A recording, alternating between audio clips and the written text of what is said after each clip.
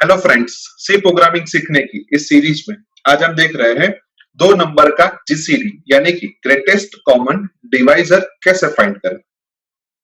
तो सबसे पहले मुझे दो नंबर की जरूरत पड़ेगी, तो वो दो नंबर मैं डिक्लेयर कर देता हूं। Let's say integer A and B. उसके बाद मैं सीएलआर एससीआर लिख देता हूं ताकि हमें कोई प्रीवियस आउटपुट दिखाई ना दे, और लास्ट में मैं गेट सीएच लिख देता हूं। अभी जो ए और बी हमने डिक्लेयर किए हैं वो हमें यूजर के पास से लेने हैं, और इसी वजह से मैं यहाँ पे एक प्रिंटफ स्टेटमेंट लिखता हूं, और उस प्रिंटफ स्टेटमेंट के अंदर मैं सिंपल सा मैसेज दे रहा हूं, एंटर ए। उसके बाद उसके अप्रोप्रिएट स्कैनफ स्टेटमेंट लिखता हूं, और उस स्कैनफ स्टेटमेंट के अंदर मैं लिखता हूं %d एड्रेस ऑफ ए।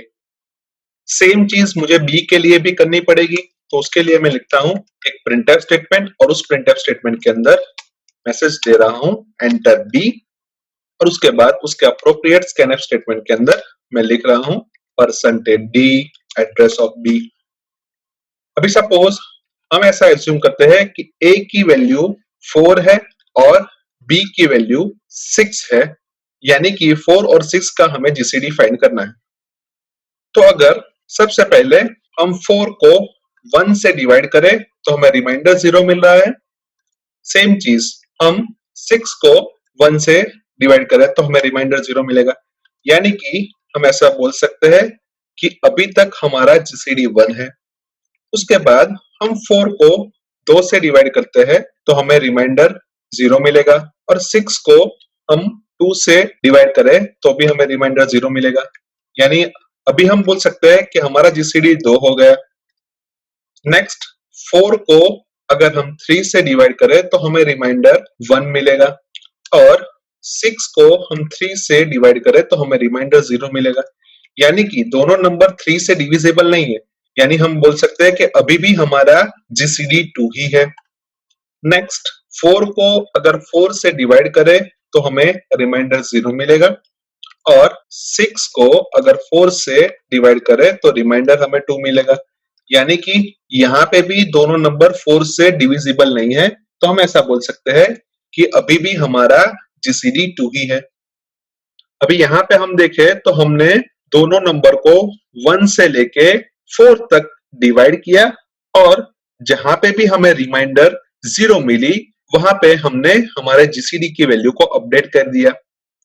यानी हम ऐसा बोल सकते हैं कि हम हर एक केस के अंदर 1 से डिवीजन हमारा स्टार्ट करेंगे, और वो डिवीजन हम सर्टेन टाइम परफॉर्म करेंगे, यानी कि हम यहाँ पे रिपीटेड टास्क कर रहे हैं, इसी वजह से हमें यहाँ पे लूप की जरूरत पड़ेगी। तो मैं यहाँ पे एक फॉर लूप ले लेता हूँ, और उस फॉर लूप के अंदर मैं इनिशियल वैल्यू 1 से स्टार्ट करूंगा, और सर्टेन रेंज तक हम उसको चेक करेंगे। वो रेंज हम बाद में लिखते हैं, लेकिन हर बार मैं उसके अंदर एक एक का इंक्रीमेंट करूंगा। फिर लूप की बॉडी के बारे में हम देखें तो हम हर बार a को i के साथ डिवाइड करते हैं, और अगर हमें रिमाइंडर 0 मिलती है, एंड b को i के साथ डिवाइड करते हैं और हमें रिमाइंडर 0 मिलती है, यानी कि दोनों के केस में अगर हमें रिमाइंडर 0 मिलती है तो हम हमारे जीसीडी को अपडेट कर देते हैं, यानी हम ऐसा बोल सकते हैं कि हमारा जीसीडी है वो i के बराबर हो जाएगा। अभी हम यहाँ पे ध्यान से देखें तो हमने यहाँ पे i और जीसीडी नाम के दो वेरिएबल का यूज किया है, तो वो दो वेरिएबल हमें ऊपर डिक्लेयर करने पड़ेंगे। तो यहाँ पे मैं वो भी लिख देता हूँ जीसीडी एंड i। अभी लूप के बाहर मैं जीसीडी को प्रिंट करवा देता हूँ कि GCD is equals to %d और जीसीडी। अभी लूप की कंडीशन के बारे में हम सोचे तो यहाँ पे हमने i की वैल्यू 4 हो जाए तब तक लूप को एग्जीक्यूट किया है, और हम ऐसा भी बोल सकते हैं कि इस केस के अंदर हमने i की वैल्यू को a की वैल्यू तक एग्जीक्यूट किया है। अभी अगर हम ऐसा सोचे कि a की वैल्यू 6 है और b की वैल्यू 4 है, तो भी हमें लूप को 4 बार ही एग्जीक्यूट करना पड़ेगा, क्योंकि b की वैल्यू छोटी है। ऊपर वाले केस के अंदर a की वैल्यू छोटी थी, तो यहाँ पे हमारी कंडीशन ऐसी होगी कि i लेस देन और इक्वल्स टू b, यानी कि हम ऐसा बोल सकते हैं कि आइदर हमारी कंडीशन i लेस देन और इक्वल्स टू b और i लेस देन और इक्वल्स टू a होगी। a की वैल्यू जब छोटी हो तब i लेस देन और इक्वल्स टू a कंडीशन होगी, और बी की वैल्यू जब छोटी हो तो आई लेस देन और इक्वल्स टू बी कंडीशन होगी। यानी हम ऐसा लिख सकते हैं कि दोनों नंबर में से हम मिनिमम नंबर फाइंड कर ले और जो भी मिनिमम वैल्यू है वहां तक हम लूप को एग्जीक्यूट करें तो हमें हमारा आउटपुट मिल जाना चाहिए। तो इसी वजह से मैं यहाँ पे एक वेरिएबल ले लेता हूँ, लेट्स से मीन, और वो मीन नाम का वेरिएबल दोनों में से जो भी छोटी वैल्यू होगा उसको स्टोर करेगा। तो उसके लिए मैं यहाँ पे लिखता हूँ a लेस देन b, यानी कि अगर a की वैल्यू b की वैल्यू से छोटी है तो मीन के अंदर a स्टोर हो जाए, अदरवाइज मीन के अंदर b स्टोर हो जाए। और अब हम यहाँ पे लिखते हैं कि लूप का एग्जीक्यूशन मिनिमम की जो भी वैल्यू है वहां तक होगा, तो इसीलिए हम कंडीशन पे लिखते हैं i लेस देन और इक्वल्स टू मीन। अभी जो मीन नाम का वेरिएबल हमने यहाँ पे यूज किया है उसको भी हम ऊपर डिक्लेयर कर देते हैं, लेट्स से मीन। अभी प्रोग्राम का पूरा लॉजिक बन चुका है, तो प्रोग्राम को सबसे पहले सेव कर देते हैं। उसके बाद प्रोग्राम को कंपाइल करते हैं। कंपाइलेशन में कोई भी एरर नहीं आई तो प्रोग्राम को रन करके देख लेते हैं। जहां पे मैं a की वैल्यू 4 और b की वैल्यू 6 इंसर्ट कर रहा हूं तो हमें आउटपुट के तौर पे GCD इज इक्वल्स टू 2 मिल रहा है, जो कि परफेक्टली सही है।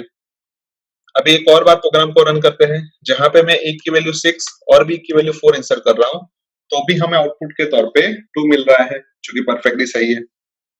अभी एक और बार प्रोग्राम को रन करते हैं, जहां पे मैं a की वैल्यू 80 इंसर्ट कर रहा हूं और b की वैल्यू 50 इंसर्ट कर रहा हूं और हमें आउटपुट के तौर पे GCD इज इक्वल्स टू 10 मिल रहा है, जो कि परफेक्टली सही है। लेकिन a इज इक्वल्स टू 80 और b इज इक्वल्स टू 50 के लिए हमने GCD का मैन्युअल कैलकुलेशन नहीं किया, लेकिन आप खुद उसका मैन्युअल कैलकुलेशन करके वेरीफाई कर सकते हो कि हमने जो GCD की वैल्यू फाइंड की वो वैल्यू सही है या नहीं है। सो आई होप कि आपको इस प्रोग्राम के अंदर अच्छी तरीके से समझ आ चुकी होगी। आज के वीडियो में बस इतना ही, नेक्स्ट वीडियो में फिर से मिलेंगे। Thank you very much.